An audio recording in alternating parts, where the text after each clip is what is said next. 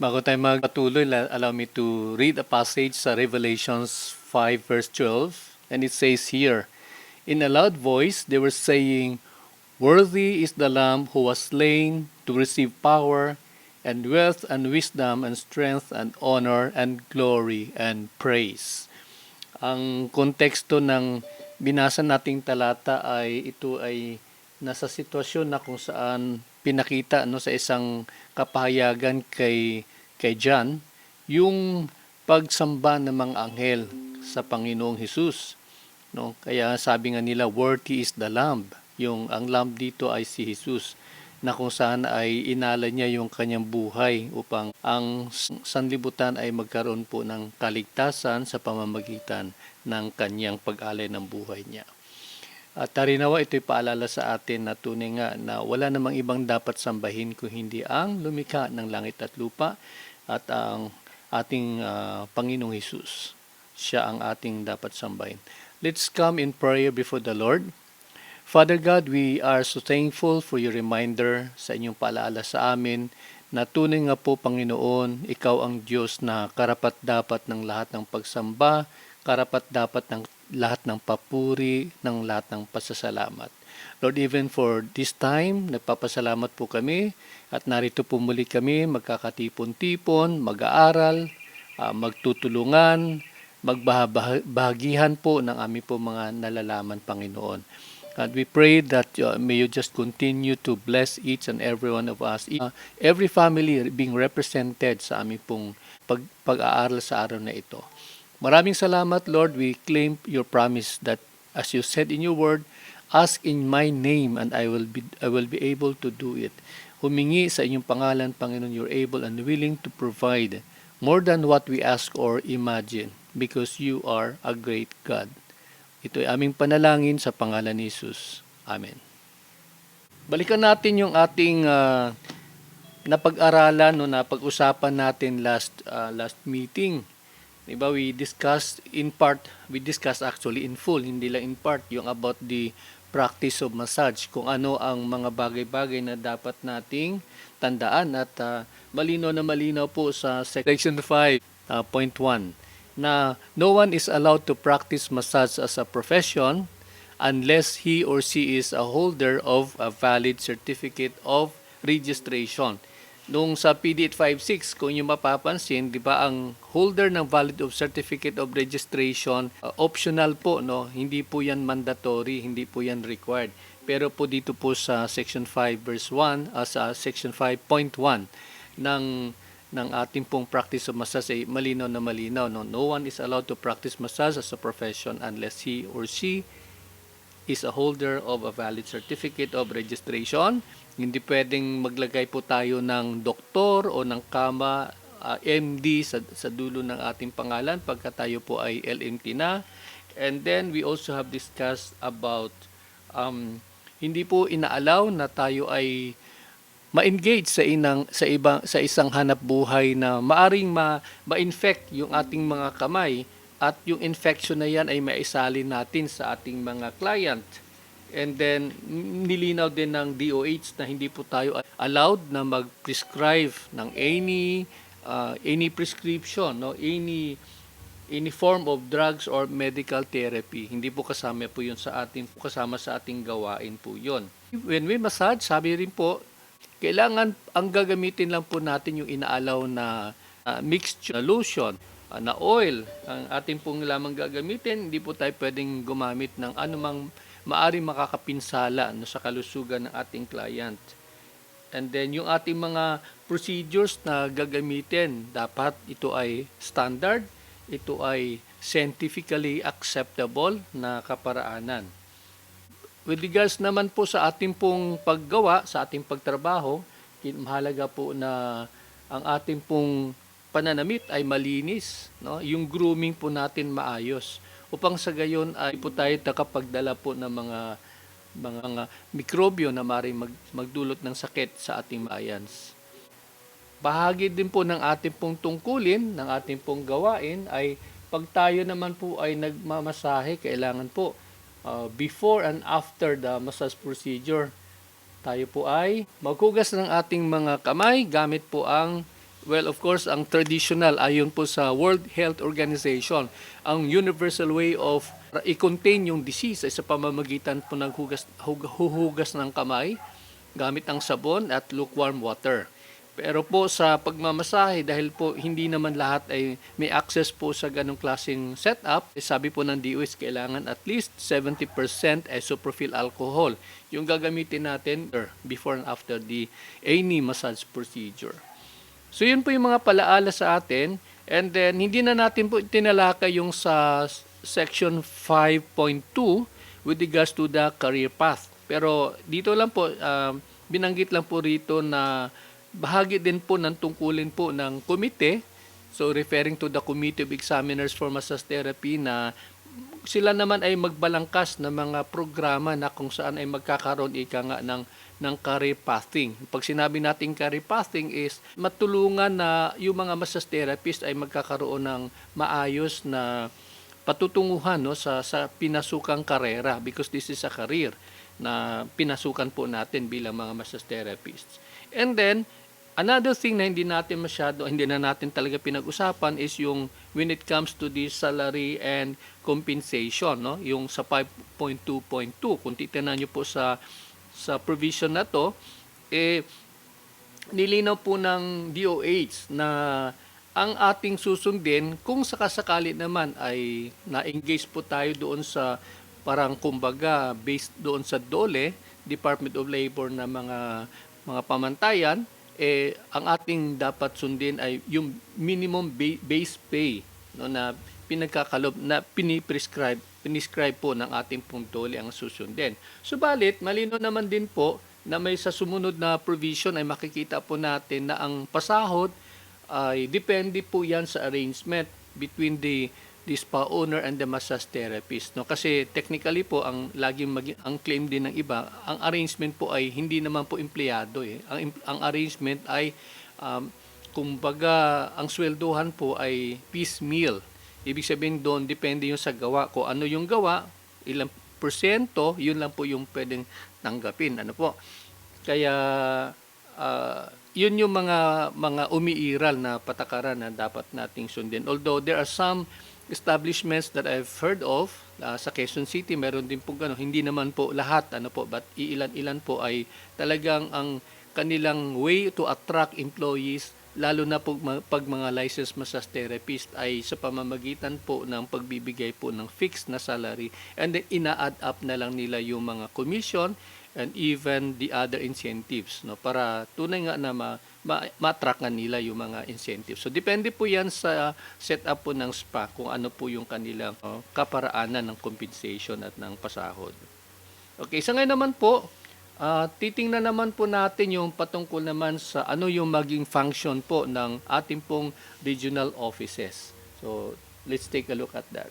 Functions, ano yung yung responsibilities ng regional director. So saan po pumapasok po ang ating mga regional director? And if you remember, napag-usapan natin, nabanggit ko rin sa inyo, na sa actual po na katawagan ng ating po mga regional offices sa ngayon, hindi na po sila regional offices per se, kung hindi po CHD. Pag sinabi nating CHD, ay sila po yung Center for Health Development. Ayan po, no? Kaya baka ma-confuse kayo, maghanap kayo ng DOH, tapos ang iba naman po ay CHD po yung kanilang katawagan. I don't know if they've changed that, pero nung nasa DOH pa ako, yun naman po ang official na katawagan po nila ng regional offices. Now, sa pagpapatuloy po natin, ano yung kanyang unang function? So, ang unang tungkulin o gawain ng ating pong regional offices to act on the renewal of Certificate of Registration or of Massage Therapist through the Human Resource Development Unit.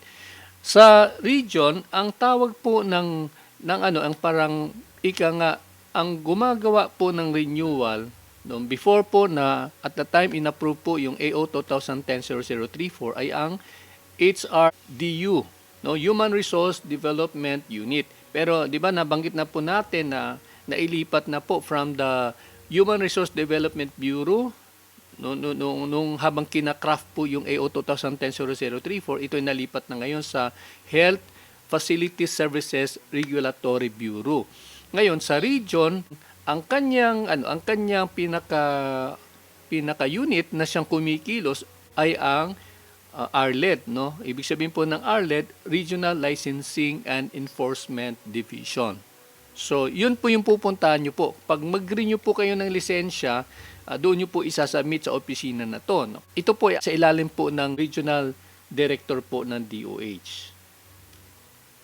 Sila po magpa-process ng renewal. Ang pangalawa naman po ang gawain po o tungkulin po ng regional offices relative doon sa ating pong pagmamasahe ay yung pagsasubmit, no, 6.2.2 tuwing every last quarter of the year, sila po yung magpe-prepare, sila po yung maghahanda ng mga list, no, kung sino-sino po yung mga na-renew na mga massage therapists.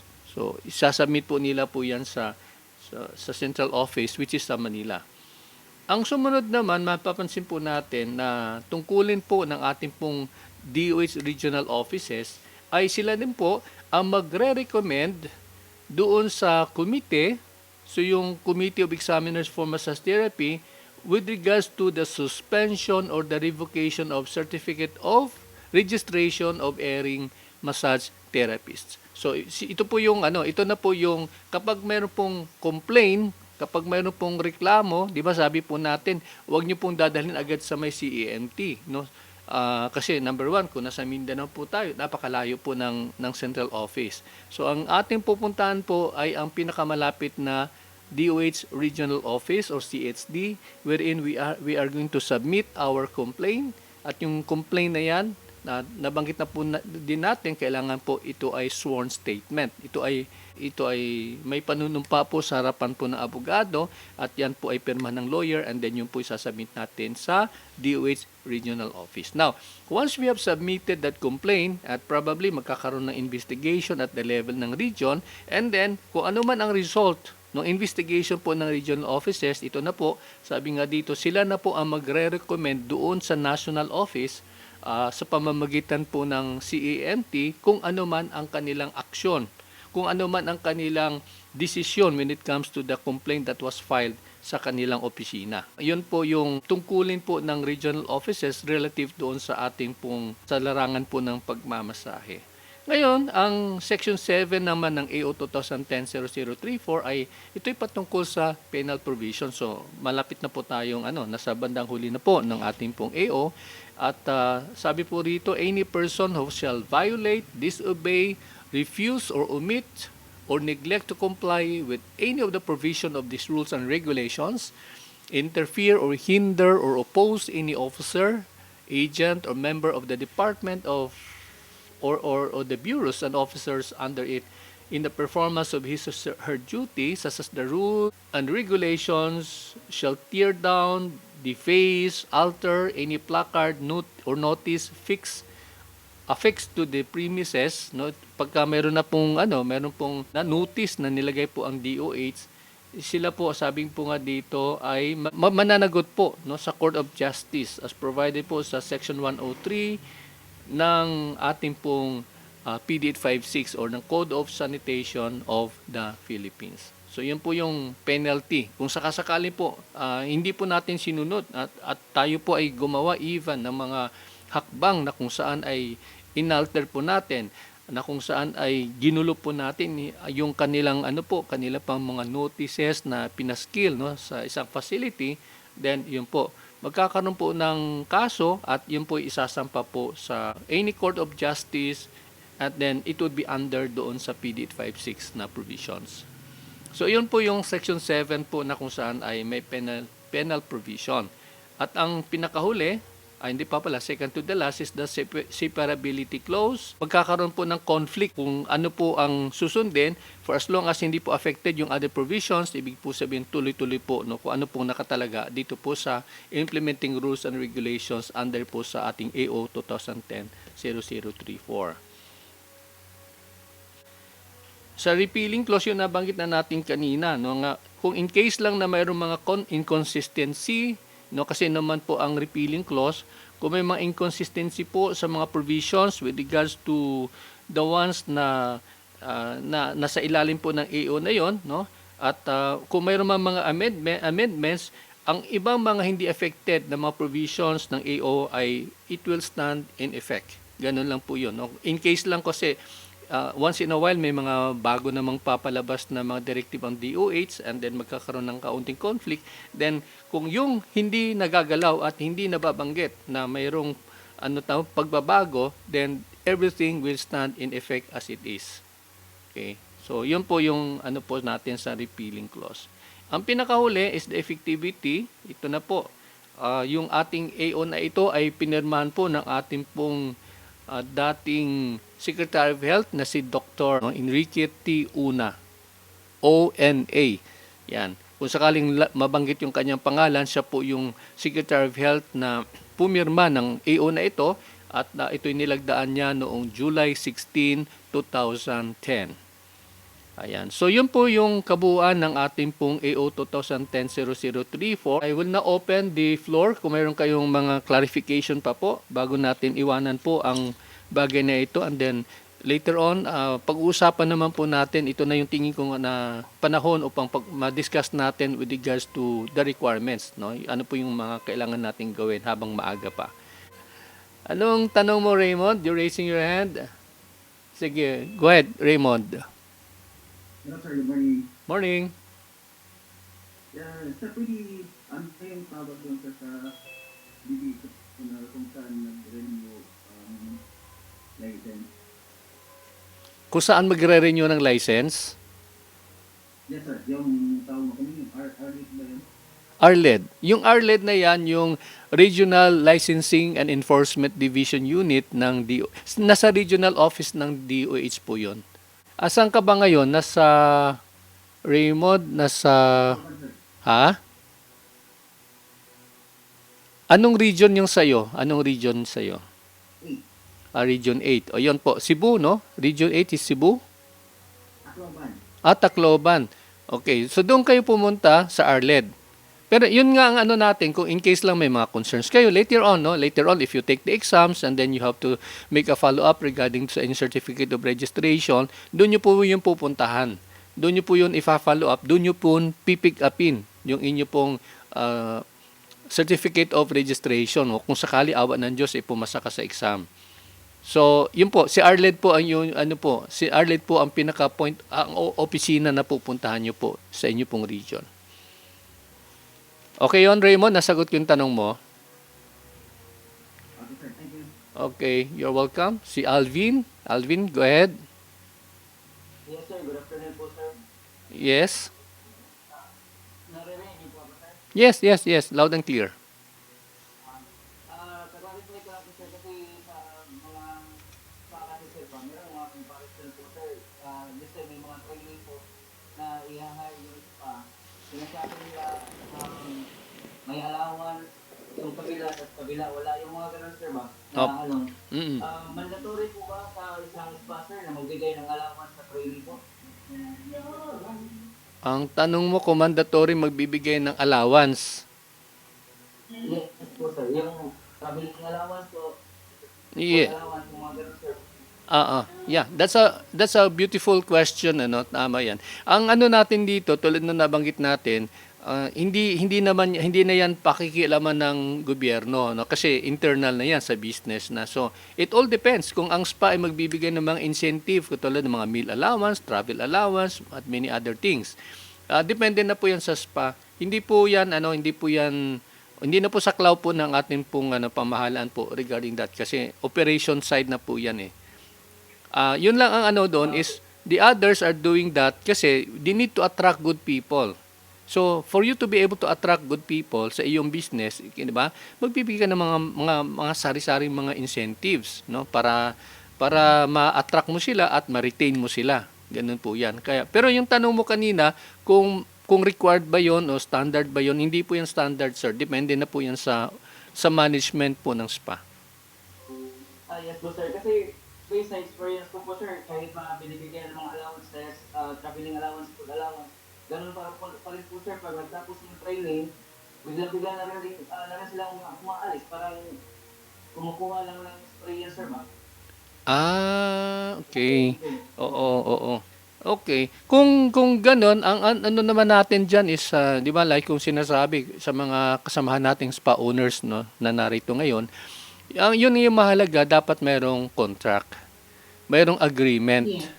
Oo. Mhm. And then naka-stipulate doon ano yung, So, sige, siyempre Alvin. sir, may mga contract naman po sir, pero pag hinahapon kasi ng spa owner yan, mas malaki pa yung gagastusin nila sa mga hearing, yung mga ganun ba, kaya nahayak nyo din. Pero Ah, kung nababaliwala kasi yung sir, yung mm. binigay na privilege, kanina ba?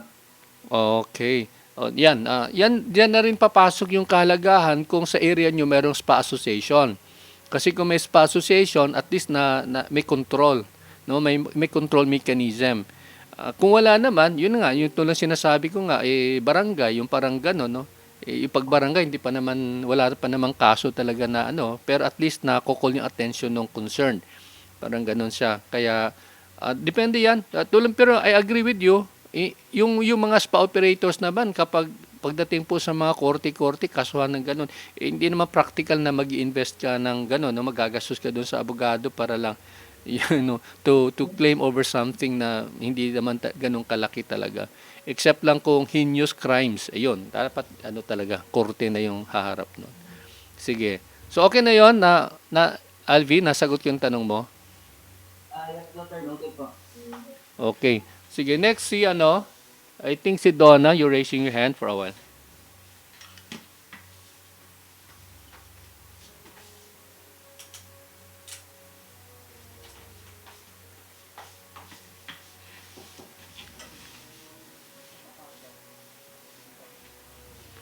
Okay, go ahead, Donna. You're raising hand kanina. May tatanong ka?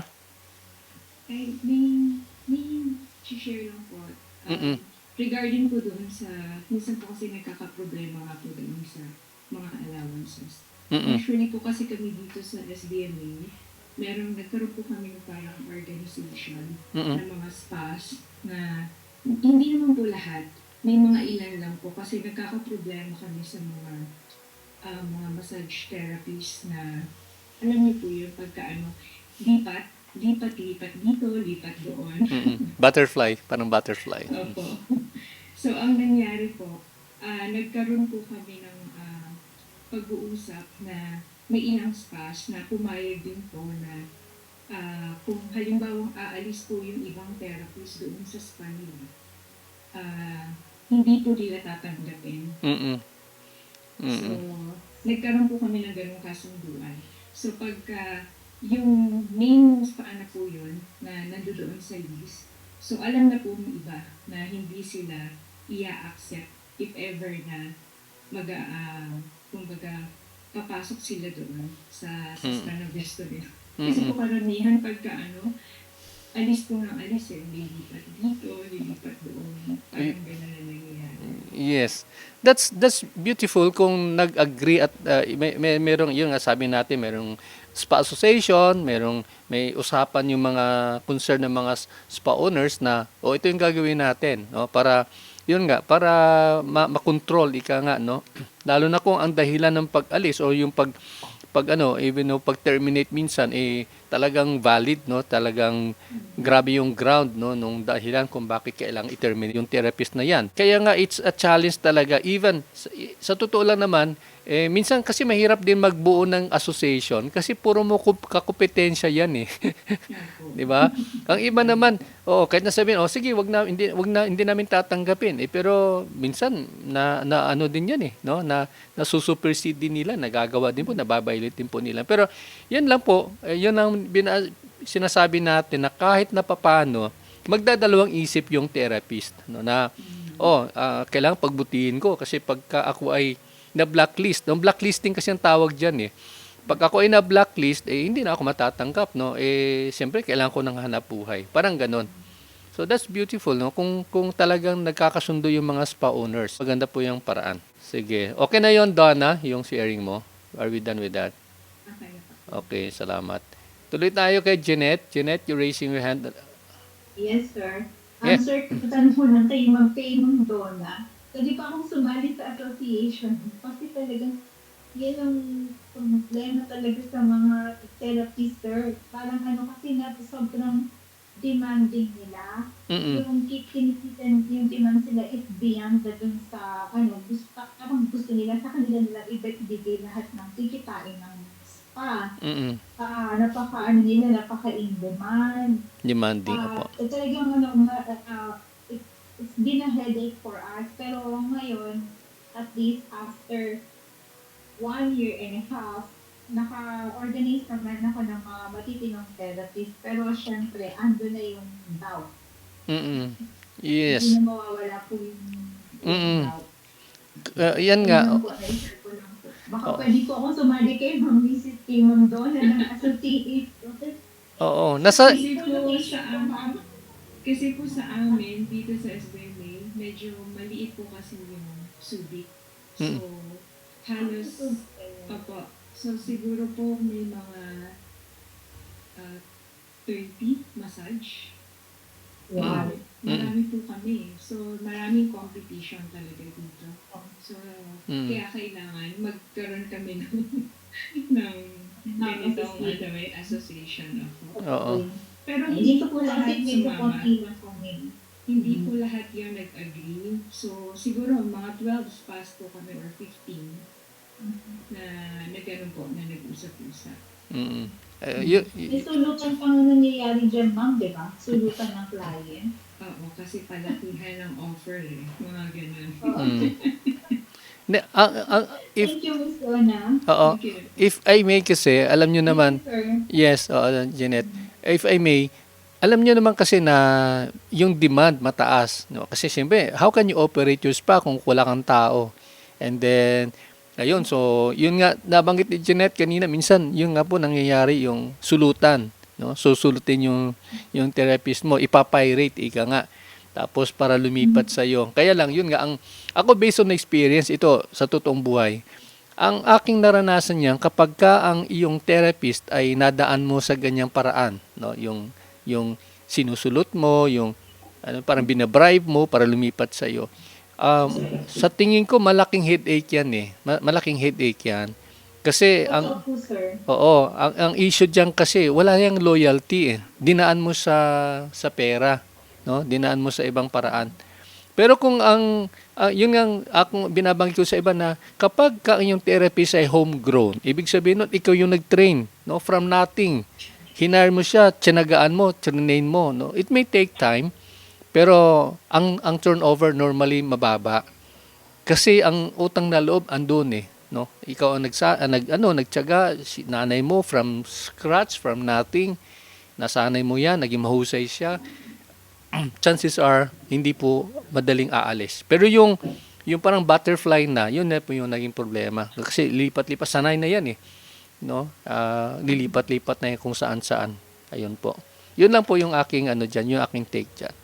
Okay, sige. Alvin, meron kang dagdag na comment? Sige, tuloy. Yes, sir. Additional lang po, sir. Regarding po sa termination ng contract, sir, ba? Mm-mm. Kasi sa BPO kasi, sir, meron kami tinatawag na termination contract. Especially po pag bahalig yung reasons ng design ng therapist po. Design medical conditions po, sir, na hindi na po pwedeng mag-function yung therapist dahil nga kasi may mga high blood pressure na, parating tumataas yung PPH. Mm. Yes, I think ba nag-request ng early termination of contract. Sa unfortunately po, sir, ganun sa pa na kung saan ako nag-represent dati, sir, Mm. hindi nila consider yung medical condition, sir, for termination of contract, sir. Mm. Yung ganun, sir.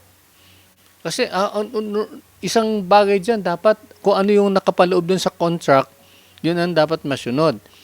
Diba? Ngayon, yun yung sinasabi natin kanina, if you complain and then meron kayong agreement, no, pinirmahan ng management, pinirmahan nyo, and hindi nila sinunod, pwede nyo silang ireklamo. Pero, Sa contract po kasi nila, sir, yung termination of ground po, sir, di po kasali yung medical condition ng therapist nila po. Walang nakaindicated to na pag meron ng medical conditions na hinihila yung therapist, kung pwede na siyang ma-request ng termination of contract, valid. Na mag-produce sila ng medical certifications. Pero kahit nag-produce ng certifications, sir, hindi nila kinikonsider yung ganun, sir. Kaya yung iba, nag-aawol na lang po, sir. Lalo na yung mga nasa city po sir na nag-rent lang ng mga boarding house kasi yun, hindi nga sila nabibigyan ng ano, certificate of employment dahil Mm. nga doon hindi na tapos si kontrata. Pero wala naman po naka-indicate sa kontrata sir na pag nag-witness ng ganun, mayroong early termination sa contract, walang mga naka-indicate po sir. Mm. Ayun, yun yung ano talaga diyan is kung silent doon yung sa contract yung mga ganung bagay. Mahirap mong habulin. Okay, pero ang iba naman, ako actually hindi ko naman nire-recommend. Pero ang iba kung saan-saan na no, napupunta ng dole, mga things like those. Kaya hangga't mari naman ako ay ko encourage yung ganun. Pero kasi pag nakarating ng dole, talagang papanigan niya ng dole yung manggagawa. Kasi yun naman talagang trabaho nila eh. Talaga, yung sinasabi nga natin na may mga ganong klaseng misunderstandings minsan eh. Basta ang atin lang po is kung ano yung tama, gawin lang natin po. No? Pero minsan, tayo naman talaga may mali. Minsan, ang iba sa atin assertive, kahit na mali, ipinaglalaban natin. No? Hindi naman tama din po yun. Mm-mm. Okay, so tuloy tayo ngayon sa ating next na ano. Gusto ko lang, habang may time pa tayo, be discussing with you yung mga sa requirements. No? Para at least ngayon pa lang, maaga pa lang, malinaw na sa atin. Nakikita niyo yung slide ngayon? Are you seeing the slide? Oh, yeah. I-ano natin ha. Ano yung mga paalaala regarding sa requirements? Ayan. Una sa lahat, ang discussion na ito ay nakatuon doon sa mga nagbabalak mag-LMT. If you remember, 'di ba, ang ating program nasa basic kayo ngayon. And pagka nasa basic, not necessarily ito ay pang LMT. No, kasi ano po 'yon, no, basic kung minsan ang iba naman gusto lang ng certificate of training. So ganun po. Pero kung kayo po mag-LMT, hindi po pwedeng mag-advance kayo kung walang basic. Kaya andito na tayo ngayon. But I would like to just inform you about the requirements kung paano nyo habang maaga pa lang pwede nyo nang ihanda. No? Bakit? Una sa lahat, ito pa lang makikita natin na ang schedule ng DH exam ay December 2024. That's for your next batch, no, for the 5th batch. Pero posible, it's highly probable na November nila isi-set yung schedule. So pagka November yung isi-set yung schedule, mataas ang tsansa na ang submission ng requirement ay yung deadline ng DOH, ibibigay nila yan sometime, minsan mga September, October. Maaga po ang DOH.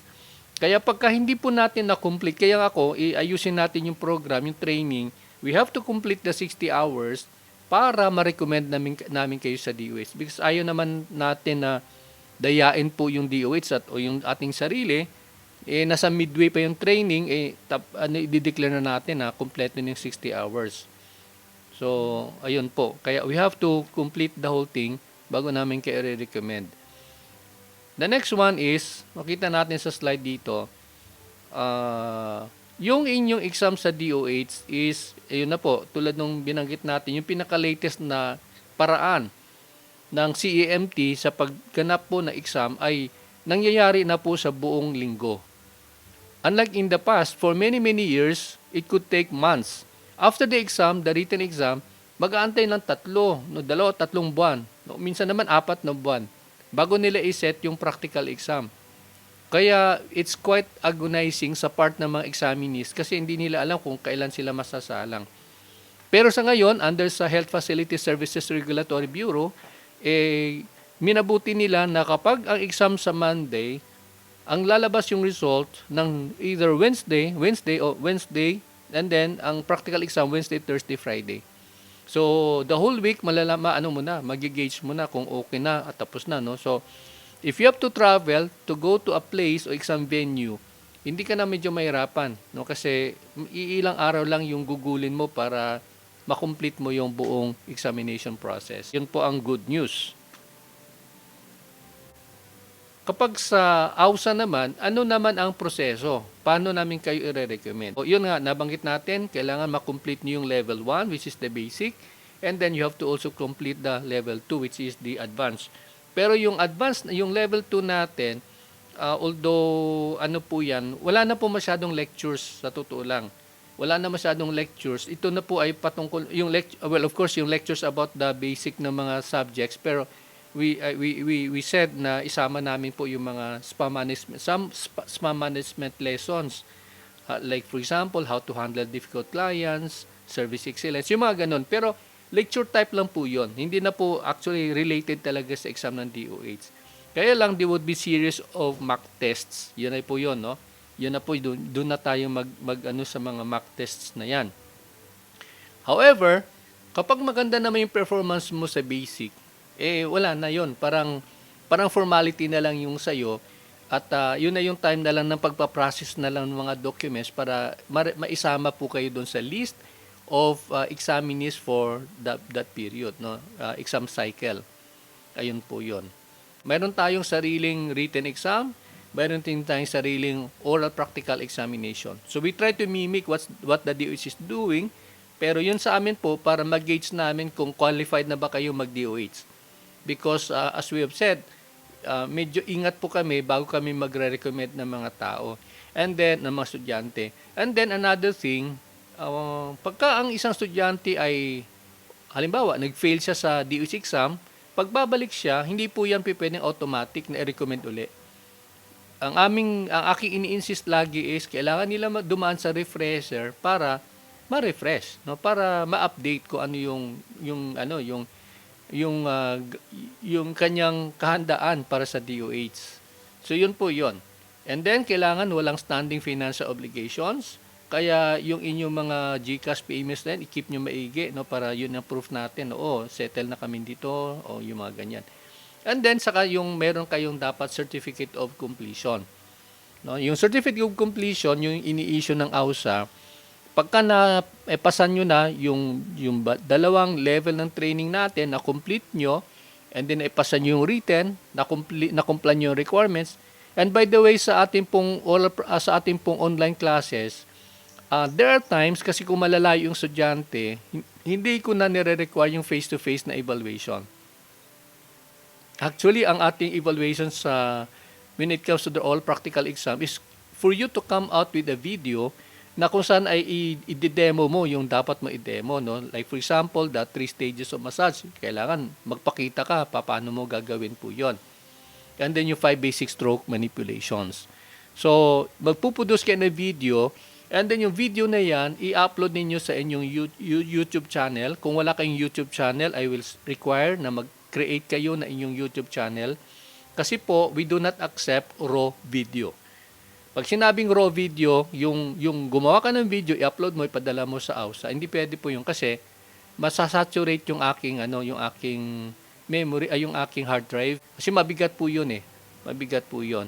So the best thing is, pag may video kayo later on, pagkatapos natin na pag-usapan na yung doon patungkol doon sa massage application, then you will start working on your video, i-upload ninyo sa inyong YouTube channel, then you send me the link, and then from there, doon ako mag-i-evaluate. Ganun po yon. Kaya less ang hassle kasi you don't have to travel to see me, except lang kung sa Manila area or wherever may mga maraming concentration ng students, then I offer na magkakaroon ng face-to-face evaluation. Yan po yun. Yun lang po yung advantage po ng face-to-face kasi right at that very instant, pwede mo siyang i-correct, pwede mo i-enhance, pwede mo mabigyan pa ng chance ang maipasa yung kanyang examination. So that's po the requirement po natin sa AUSA. Ang sumunod naman, gusto kong banggitin sa inyo, ito na yung pinaka-latest, no? Per my experience sa Manila nung a couple of months ago. Ano yung mga regarding sa requirements ng DOH? Ano-ano ang mga dapat nyo i-comply? Number 1, ang pinaka-critical sa lahat ay ang CTC. CTC ng CTC ng inyong high school diploma. Pero kung kayo po ay college graduate, kayo ay may master's degree, no? O yung katulad nila ni Attorney Edith dyan, ni Doc Weng, hindi na po required yung high school diploma. It's just the minimum requirement. Ibig sabihin po noon, isasubmit nyo po yung TOR. Yung TOR po na inyo pong, kung saan po kayo nag-aral, no, ng college ninyo, na inyo pong law, yung mga ganon. Okay. Pero kung wala po kayong ganon, wala po kayong college level, yung pinaka-minimum requirement is yung high school diploma. Ngayon, linawin natin uli at paulit-ulit nating binabanggit, wag kayong magsasubmit ng inyong original high school diploma. Ulitin ko, hindi nila tatanggapin yung original high school diploma.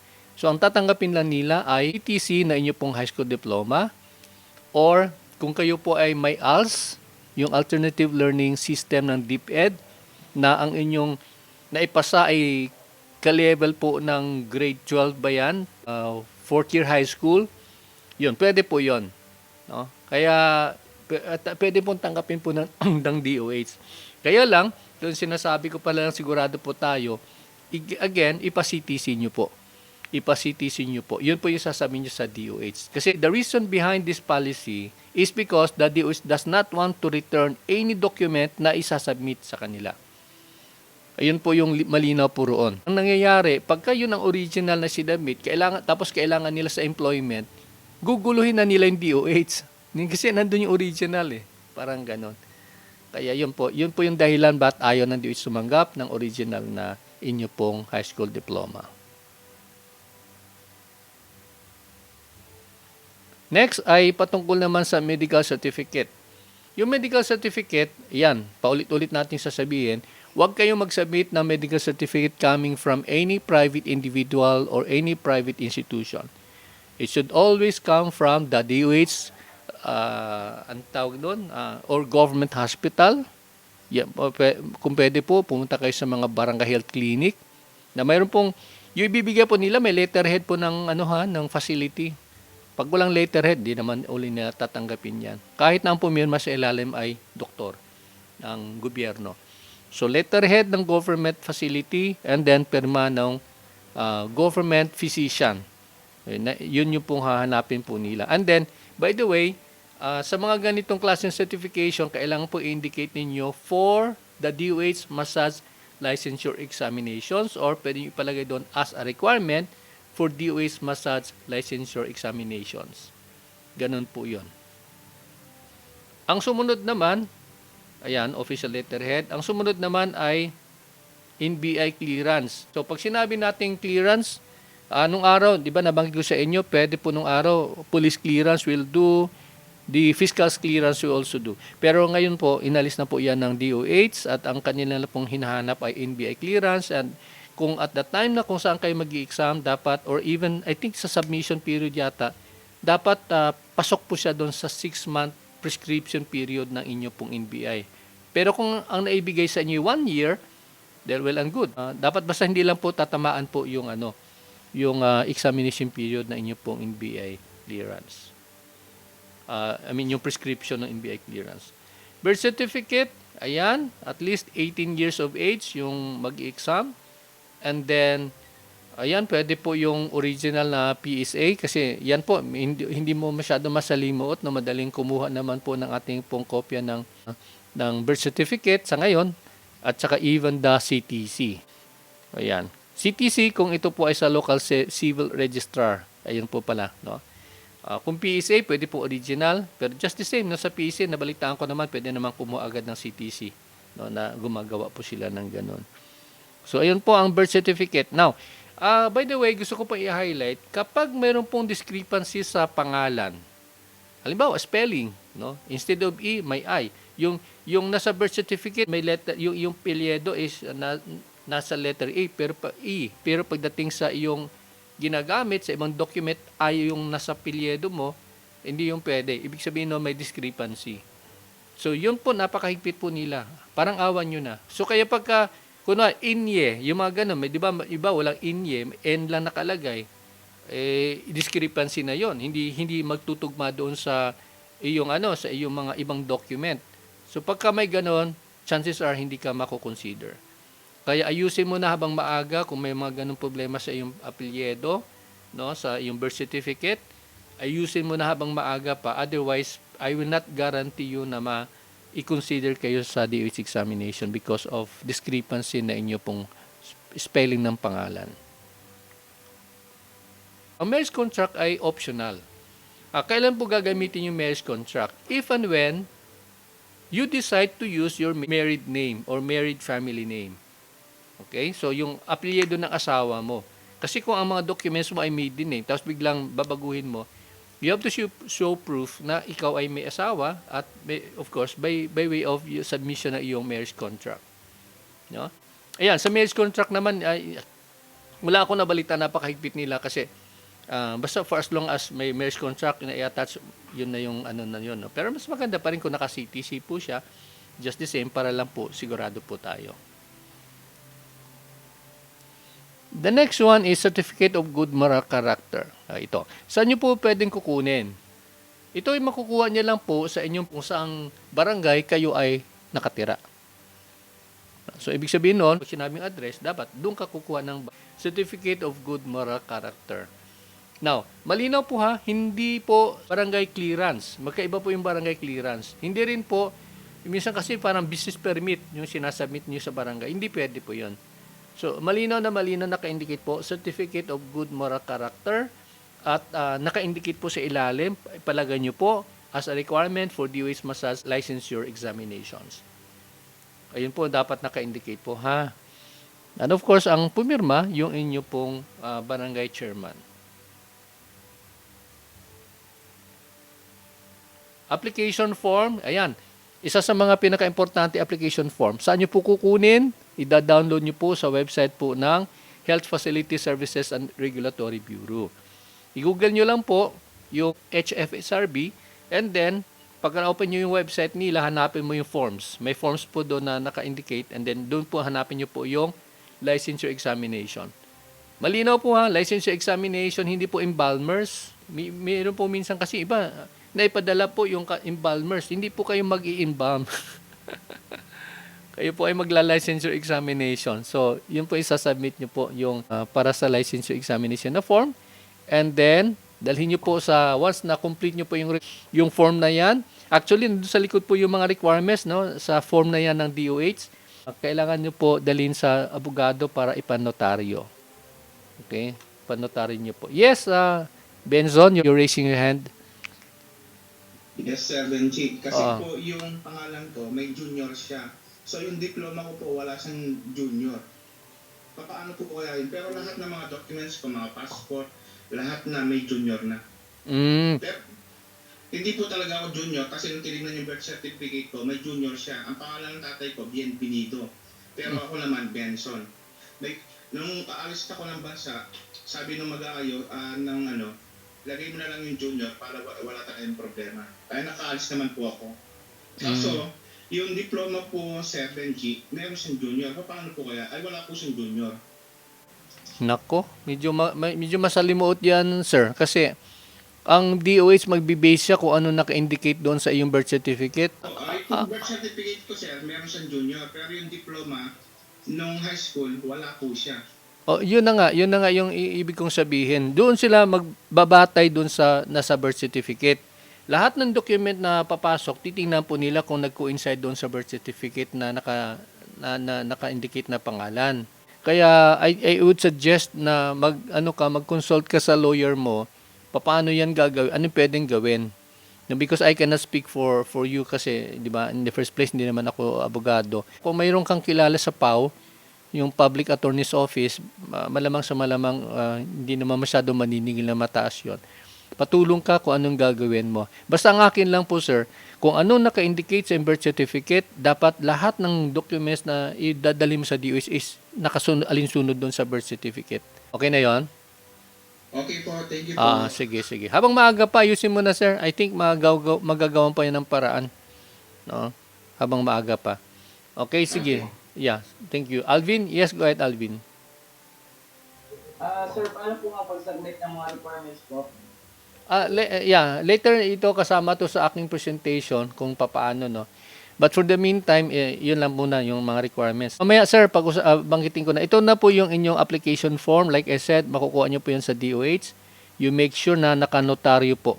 Yung isang nag-submit sa akin nung last time ay nakaligtaan ko, kaya nga ako I felt sorry for that student kasi hindi pala na may pangalan na abogado pero hindi na pirmahan. So hindi rin tinanggap ng DOH.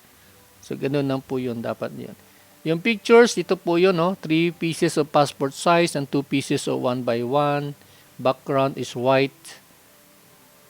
And then complete name, naka-indicate sa ilalim, nandito ganoon, naka-indicate yung complete name. So, yun po yung sa mga pictures. And then, ayun yung manggagaling sa AUSA na certification. And then, yeah, I will endorse you pagka complete na po yung requirements and you pass my examinations.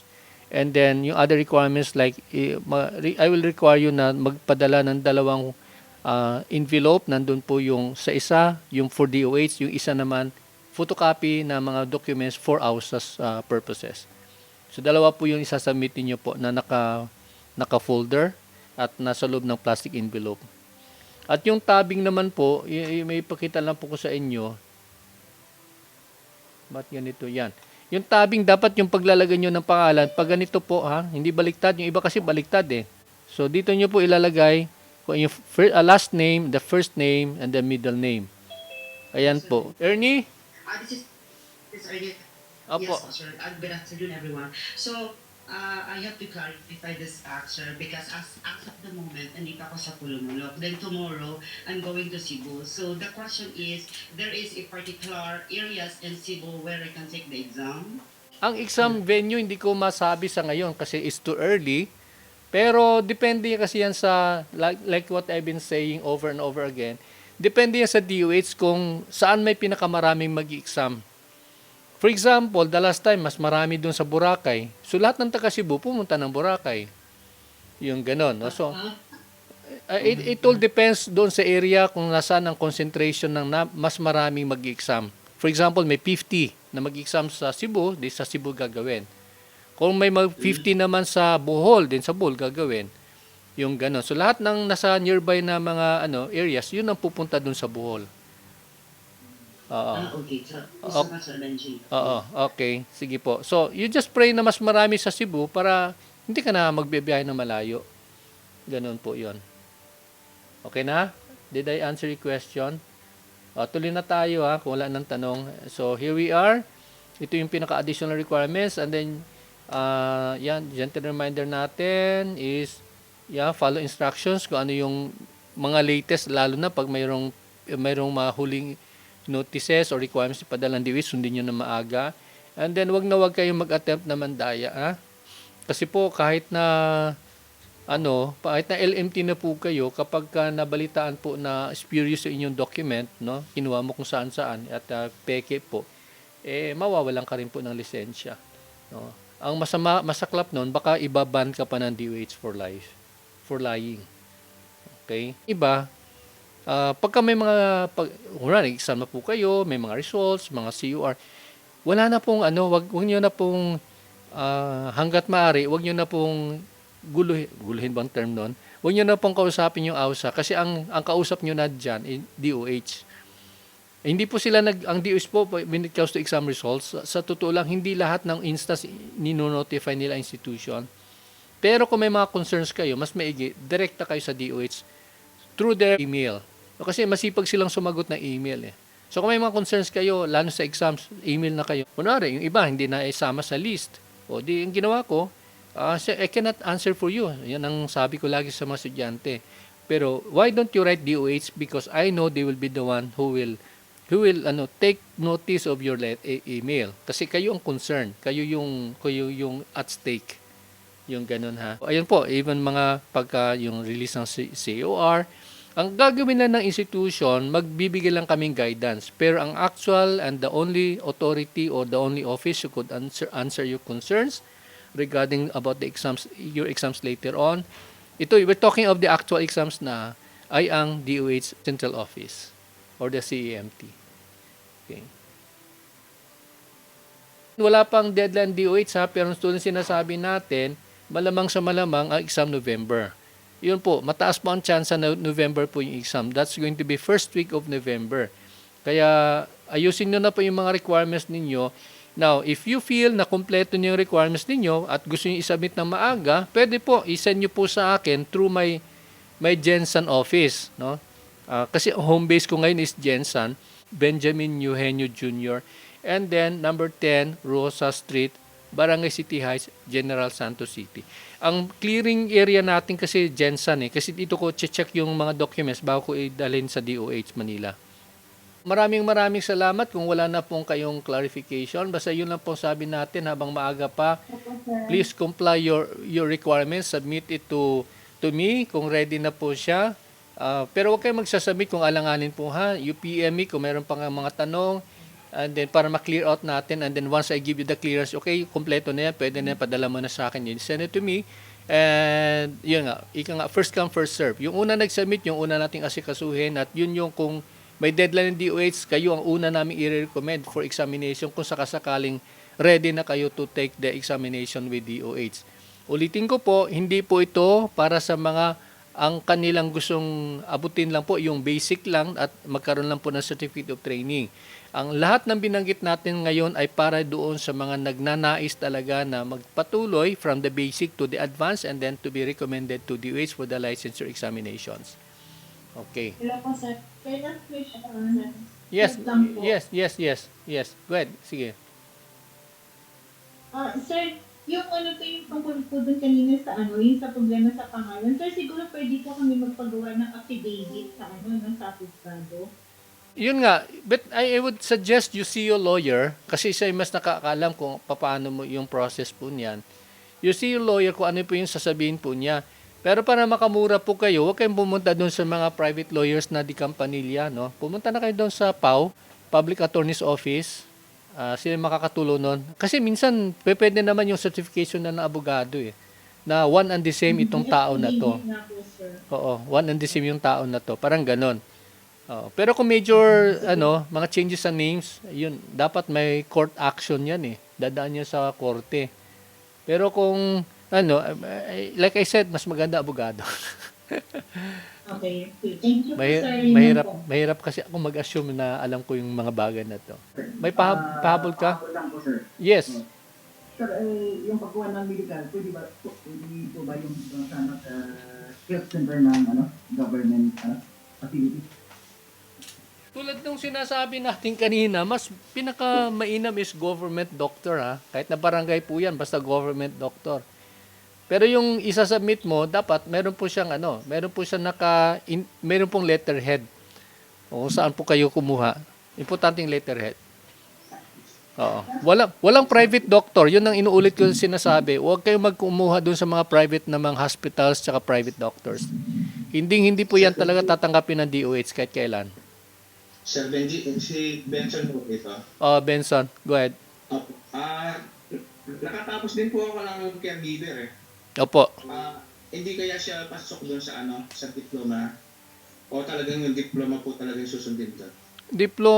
Caregiver, ano ba yung, di ba ang caregiver is 6 months lang yung training? Opo, kasi special po yung namin, kinuha po namin sa Makati dati. Oo. Diploma, sir. Kung caregiver course, hindi yan yun eh. Hindi siya, Thank you. Oo. Diploma, sir, para sigurado. High school diploma. Shani May, Shane, go ahead. Pahabol ka, Shane. Good afternoon. Naririnig niyo po ako. Opo, malinaw po. Loud and clear.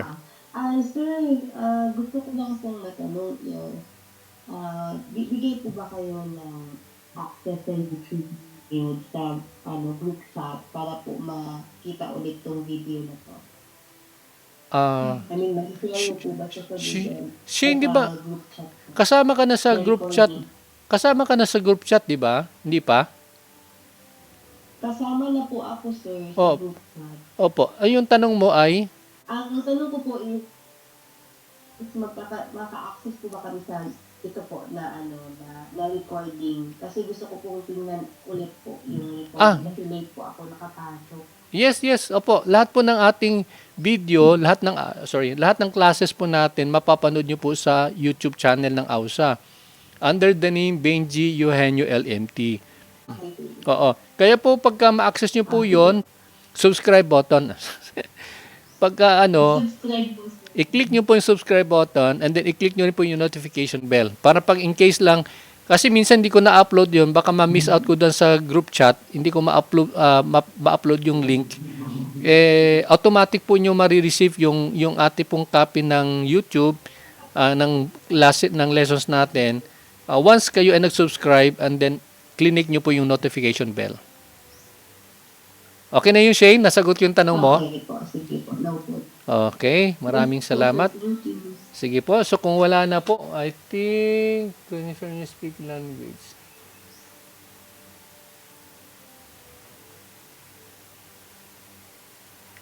Okay, kung wala na po, then I think that's good for today. Maraming salamat. By tomorrow, kasi we're done already with ano, ang bilis natin Ang bilis natin, no? Praise God. Sige. I think bukas magsimula na po tayong mag-uusap patungkol sa anatomy and physiology. Yan, interesting topic na pag-usapan natin. So, yun po yung ano natin, and then just take your time, panoorin niyo po kung in case lang for some of you na medyo kulang pa yung huli kayong pumasok, yung ibang mga pinag-usapan natin mapapanood niyo po sa ating YouTube channel na Benji Eugenio LMT.